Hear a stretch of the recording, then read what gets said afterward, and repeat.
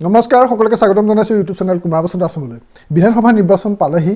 আৰু এই প্ৰাক মুহূৰ্তত নিৰ্বাচনৰ প্ৰাক মুহূৰ্তত ভেঞ্চাৰ শিক্ষানুষ্ঠানৰ শিক্ষক কৰ্মচাৰীসকলে কি ধৰণৰ পদক্ষেপ লোৱা উচিত এনে ধৰণৰ কথাই আজি এই ভিডিঅ'টো মূলতঃ আলোচনা কৰা হ'ব।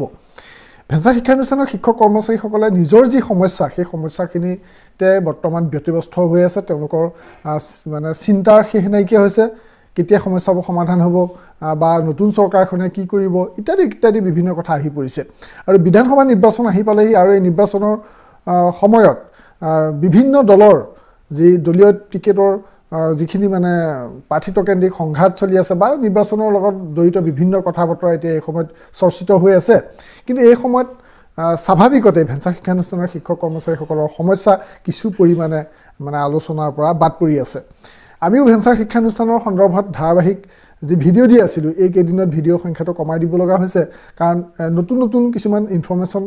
নাই। কিন্তু আজি মই ভিডিঅ'টোত সামগ্ৰিকভাৱে কেইটামান যি কথা ক'ব বিচাৰিছোঁ সেই কথাকেইটাই অন্ততঃ শিক্ষক কৰ্মচাৰীসকলক উপকাৰ কৰিব।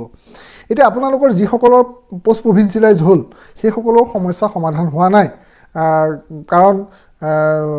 প্ৰায়খিনিকে সৰহসংখ্যকে মানে টিউটৰ হিচাপে দিছে আৰু বেছ স্কুলত যোগদান কৰিবলৈ দিছে, সেইখিনিও এটা সমস্যা সমাধান নহ'ল। আৰু যিসকলক টিচাৰ হিচাপে দিছে সেইসকলেও কিন্তু নিজৰ শিক্ষানুষ্ঠানত প্ৰায়বিলাককে দিয়া নাই, বেছ স্কুলত জইন কৰিবলৈহে দিছে। এইখিনি সমস্যা থাকি গ'ল। আৰু যিবিলাক স্কুলৰ মানে শিক্ষক কৰ্মচাৰীবিলাকক প্ৰভিঞ্চিয়েলাইজ নকৰিলে সেইখিনিতো সমস্যা আটাইতকৈ থাকি গ'ল। আৰু 20 ফেব্ৰুৱাৰীৰ ভিতৰতে যি 5000মান পষ্ট দিয়াৰ কথা আছিলে সেইখিনিও গৈ নহ'লেগৈ। কিছু কাম কৰিলে, কিন্তু গোটেই কামখিনি ধৰি লওক সন্তোষজনক হিচাপে নহয়। এতিয়া মই আপোনালোকৰ ভিডিঅ'টোৰ যোগেদি এই কথাখিনি মূলতঃ ক'ব বিচাৰিম, সেইটো হৈছে যে আপোনালোকে এইকেইদিনত নিৰ্বাচনৰ মানে ধৰি লওক 3টা পৰ্যায়ত আছে, গতিকে আপোনালোকৰ সমষ্টিত যিদিনাখন ভোট মানে গ্ৰহণ হ'ব তাৰ প্ৰাক মুহূৰ্তলৈকে বিভিন্ন ৰাজনৈতিক দলৰ যি সভা সমিতিবিলাক হৈ থাকিব বা বিভিন্ন প্ৰাৰ্থীয়ে আপোনালোকৰ অঞ্চললৈ গৈ থাকিব। গতিকে এই গৈ থকাৰ পৰিপ্ৰেক্ষিতত আপোনালোকে কি কৰিব? আপোনালোকে এতিয়া কোনটো দলক সমৰ্থন কৰে সেইটো হ'ল নিজৰ কথা, কিন্তু মই আপোনালোকৰ লগত দীৰ্ঘদিন ধৰি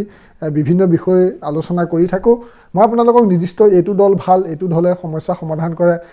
এইটো দলকহে ছাপোৰ্ট কৰক, এনেকুৱাবিলাক কথা মই ক'ব বিচৰা নাই। মই আপোনালোকক ক'ব বিচাৰিছোঁ এইটো কথা যে আপোনালোকে ভোট বিচাৰি যোৱা সেই ৰাজনৈতিক দলৰ প্ৰাৰ্থীসকলক আপোনালোকৰ সমস্যাবিলাক অৱগত কৰাওক। যিজন প্ৰাৰ্থীয়ে আপোনালোকৰ হৈ মাত মাতিব সেইজন প্ৰাৰ্থীকে আপোনালোকে ছাপোৰ্ট কৰিব। মই কোনো ৰাজনৈতিক দলৰ কথাটো ক'ব বিচৰা নাই নিৰ্দিষ্টকৈ, আপোনালোকে বুজি পাইছে যে মই আপোনালোকৰ সমস্যাখিনি সমাধান হোৱাৰ কল্পে কৈছোঁ যে আপোনালোকৰ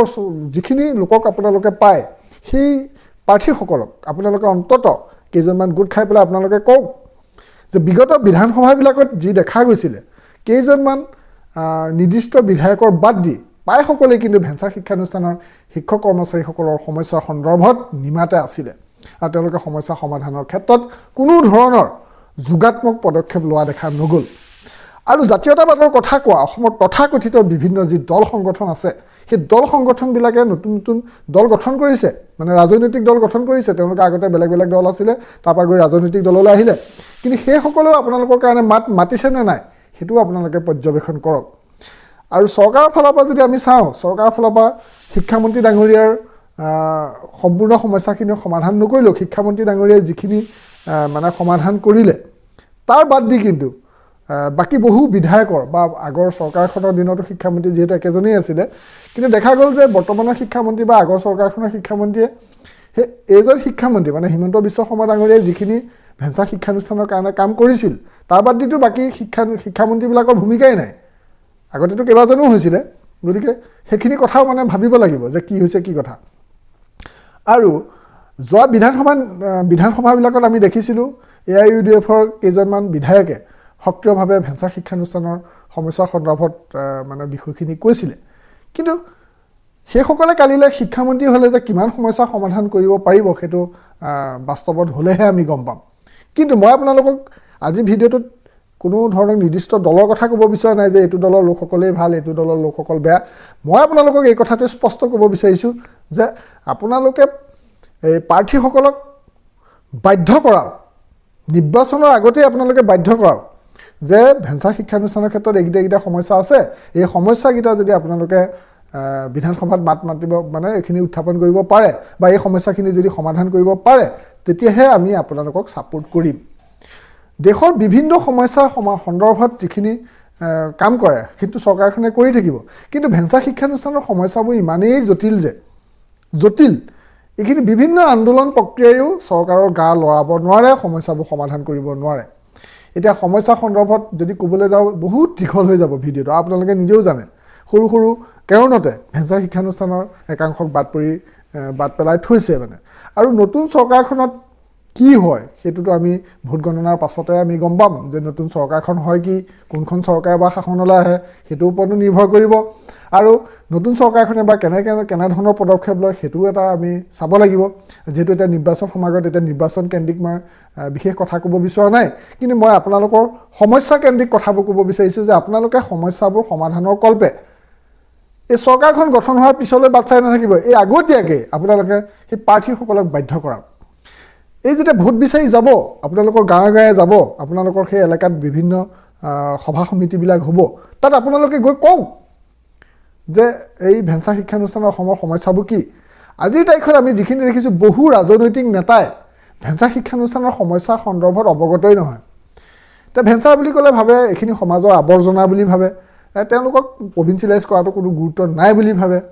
এনেকুৱা বহুত আছে অসমত বহুত বিধায়ক নিৰ্বাচিত হৈ যায় যিসকল বিধায়কে ভেঞ্চাৰ বুলি বিষয়টোৰ পৰা আঁতৰি থাকিব বিচাৰে তেওঁলোকৰ কাৰণে কিবা এটা যে কৰিব লাগে এইখিনি কথা তেওঁলোকে বুজিও নাপায় আৰু সেই বিষয়টোত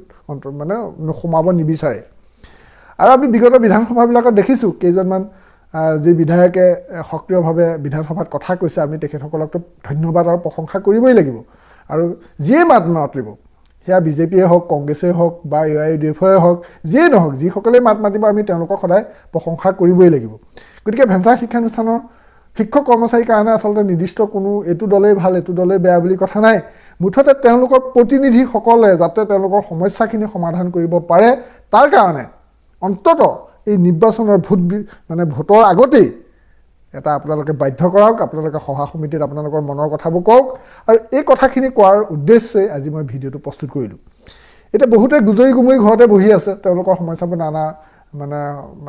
নানা সমস্যা সমাধান হোৱাৰ কোনো উপায় নাই এই যে ভোট বিচৰাৰ যিবিলাক মিটিং হ'ব এই মিটিংবিলাকত বা সেই প্ৰাৰ্থীজনে যেতিয়া সেই এলেকাবিলাকত যেতিয়া যাব স্পষ্টকৈ সোধক যদিহে আগৰ বিধানসভাত তেওঁ নিৰ্বাচিত বিধায়ক হয় সেই বিধায়কজনক আপোনালোকে স্পষ্টকৈ সোধক যে আপোনাক আমি ভোট দিম হয় মই কোনোবা দলৰ কথা কোৱা নাই সেই প্ৰাৰ্থীজনক সুধিছোঁ ধৰি লওক তেওঁ আগতে যোৱা 5 বছৰ তেওঁ বিধায়ক আছিলে সেই বিধায়কজনক আপোনালোকে সোধক যে আপুনি যোৱা 5 বছৰত বিধানসভাত ভেঞ্চাৰ শিক্ষানুষ্ঠানৰ কাৰণে আপোনাৰ সমষ্টিৰ ভেঞ্চাৰ শিক্ষানুষ্ঠানৰ কাৰণে কি বিষয় অৱতাৰণা কৰিছিলে কি কথা সুধিছিলে আপোনালোকে প্ৰশ্ন সোধক যদিহে তেখেতে বিধানসভাত মাত মাতিছিলে মতাৰ প্ৰমাণ আছে তেতিয়াহ'লে সেইটো আপোনালোকৰ বিচাৰ্য বিষয় তেতিয়া আপোনালোকে কি কৰিব আৰু আপোনালোকৰ সমস্যাখিনি তেওঁক অৱগত কৰাওক যাতে পৰৱৰ্তী সময়ত জিকিলে তেওঁ বিধানসভাত সেইখিনি কৈ মেলি বা সমস্যাটো সমাধান কৰাত সহায় কৰিব পাৰে যদিহে তেওঁ আগতে মাত মতা নাছিলে ধৰি লওক এনে এজন প্ৰাৰ্থী আপোনাৰ সমষ্টিটোত উঠিছে সেই প্ৰাৰ্থীজনে আগতে বিধায়ক আছিলে কিন্তু বিধানসভাত তেওঁ কোনো মাত মতা নাছিলে সেই প্ৰাৰ্থীজনক আপোনালোকে প্ৰশ্ন সোধক যে আপোনাক ভোট দিছিলোঁ আমি যোৱা 5 বছৰ আপুনি বিধায়ক আছিলে কিন্তু আপুনি কোনোবা দিনাখন আপোনাৰ সমষ্টিৰ এই বিদ্যালয়বিলাকৰ বিষয়ে কিবা এটা আপুনি মাত মাতিছিলেনে বা এই শিক্ষক কৰ্মচাৰীসকল যে এনেকৈ বছৰ ধৰি পেলাই যে এনেকৈ জীয়াতু ভুগি আছে এই সন্দৰ্ভত আপুনি মাত মাতিছিলেনে আপোনালোকে তাৰ প্ৰশ্ন সোধক নিৰ্বাচনী সভাবিলাকত স্পষ্টকৈ সোধক তেতিয়া তেওঁলোকে বুজি পাব এইটো আপোনালোকৰ কাৰণে উপযুক্ত সময় এই নিৰ্বাচনৰ ভোট যিদিনাখন ভোট হৈ যাব ভোট হৈ যোৱাৰ পিছত আপোনালোকে হয়তো লগ কৰিবলৈ নাপাবও পাৰে এতিয়া আপোনালোকৰ ওচৰলৈ যাবলৈ বাধ্য সেই ৰাজনৈতিক নেতাসকল কাৰণ ভোট ভিক্ষা কৰিবগৈ লাগিব তেওঁলোক জিকিব লাগিব তেওঁলোকৰ ৰাজনৈতিক উদ্দেশ্য সফল হ'ব লাগিব নহয় জানো আপোনালোকে বুজি পাইছে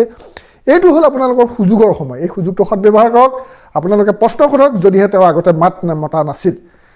অন্তত আপোনালোকৰ লাভ কি হ'ব এই নিৰ্বাচনৰ ভোট বিচৰা প্ৰক্ৰিয়াবিলাকত যদি আপোনালোকে প্ৰশ্ন সোধে অন্তত পৰৱৰ্তী সময়ত বিধানসভালৈ নিৰ্বাচিত হ'লে এই কথাকেইটা মনত থাকিব যে আমুক জেগাকেইটাত যাওঁতে এনেকৈ ভেঞ্চাৰ শিক্ষকসকলে এইখিনি কথা কৈছিলে সেইকেইটা মনত থাকিব কিন্তু জিকাৰ পিছত আপোনালোকে হাত কৰজোৰ কৰি যেতিয়া ঘণ্টাৰ পিছত ঘণ্টা অপেক্ষা কৰি থাকিব তেতিয়া আপোনালোকক ভুৱা প্ৰতিশ্ৰুতি এসোপা দিয়াৰ বাদ দি অন্য নিদিয়ে প্ৰায়খিনিয়ে কেইজনমান নিৰ্দিষ্ট বিধায়কৰ বাদ দি বিধানসভাত ভেঞ্চাৰৰ বিষয়টোত হাত চাপৰি মৰা বা হলগা মানুহ এজনো নাই কোনোবাই যদি সেই সমস্যাটো সন্দৰ্ভত কথা কয় তাৰ লগত পৰিপূৰক কিবা এটা মানে প্ৰশ্ন সুধি পেলাই বিষয়টো অকমান গুৰুত্বপূৰ্ণ কৰি তুলিবলৈ বহুতৰ মানে সেইখিনিত মানে আগ্ৰহ নাই গতিকে মই আজি ভিডিঅ'টোৰ যোগেদি কি কথা ক'ব বিচাৰিছোঁ আপোনালোকে স্পষ্ট বুজি পালে আৰু ভিডিঅ'টো শ্বেয়াৰ কৰক যাতে সকলো ভেঞ্চাৰ শিক্ষানুষ্ঠানৰ শিক্ষক কৰ্মচাৰীয়ে এই ভিডিঅ'টো চাবলৈ পায় অন্ততঃ মই কি উদ্দেশ্যত কথাখিনি কৈছোঁ বুজি পায় মই আপোনালোকৰ লাভৰ কাৰণে কৈছোঁ মোৰ লাভৰ কাৰণে নহয় আপোনালোকৰ ভৱিষ্যতটো যাতে উন্নত হয় আপোনালোকৰ যাতে আশাবোৰ পূৰণ হয় আপোনালোকে যে ইমান বছৰ ধৰি ত্যাগ স্বীকাৰ কৰি আহিছে যি বিনা বেতনত আপোনালোকে পাঠদান কৰি আহিছে এই ত্যাগৰ অন্ততঃ মূল্য এটা পাওক আপোনালোকৰ হৈ আগতেও আছোঁ এতিয়াও আছোঁ আগলৈও থাকিম সেইকাৰণে মই আপোনালোকক এই সময়টোত এই কথাকেইটাই ক'লোঁ আৰু কুমাৰ বাসান্তা আছামৰ ভিডিঅ' যিহেতু অসমৰ প্ৰায়বিলাক ভেঞ্চাৰ শিক্ষানুষ্ঠানৰ শিক্ষক কৰ্মচাৰীয়ে চায় গতিকে গোটেই অসমতে যদি গোটেই ভেঞ্চাৰ শিক্ষকসকলে তেওঁলোকৰ সমস্যাখিনি এই ভোট বিচাৰি যোৱা প্ৰাৰ্থীসকলক যদি এতিয়াই ভাল ধৰণে মানে উপস্থাপন কৰিব পাৰে উপযুক্ত স্থানত তেতিয়াহ'লে নিশ্চয় অহা 5 বছৰত কিবা এটা নহয় কিবা এটা ভাল ফল পাব এইখিনি কথা কৈ সামৰিছোঁ আপোনালোকৰ মতামত কমেণ্ট ছেকশ্যনত লিখিব ভিডিঅ'টো কিন্তু শ্বেয়াৰ কৰিবলৈ নাপাহৰিব ভেঞ্চাৰ শিক্ষানুষ্ঠানৰ বিভিন্ন গ্ৰুপবিলাকত আপুনি ভিডিঅ'টো শ্বেয়াৰ কৰক আপোনাৰ লাভ হ'ব এইখিনি কথা কৈ সামৰিছোঁ ধন্যবাদ জয় অসম